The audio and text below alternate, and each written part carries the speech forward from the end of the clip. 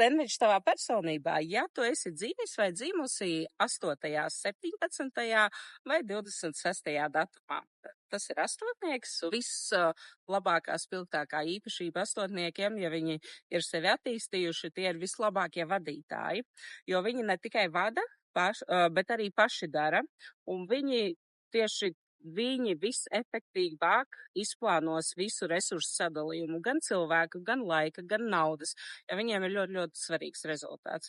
Trīniekiem arī tur ir svarīgs rezultāts, bet astotnieki spēs to visu menedžēt un vadīt un pārvaldīt. Mīnus negatīvajā, protams, ir pārspīlēta kontrole, nespēja atlaist situāciju, nespēja uzticēties un spiediens iz citiem.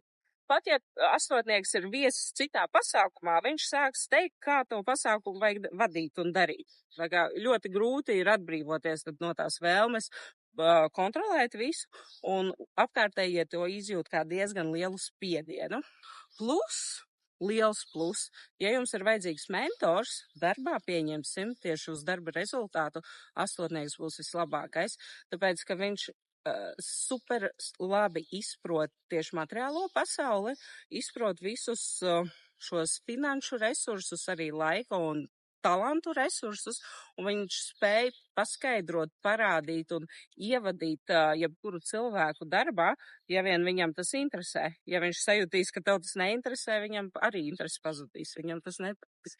Tā kā vai atpazini sevi šīs īpašības, ja esi astotnieks, vai pazīst kādu citu astotnieku un atpazīst viņos šīs īpašības, vai nepiekrīti, manis teiktajam droši padalies komentāros, aizsūt kādam astotniekam, piesako man,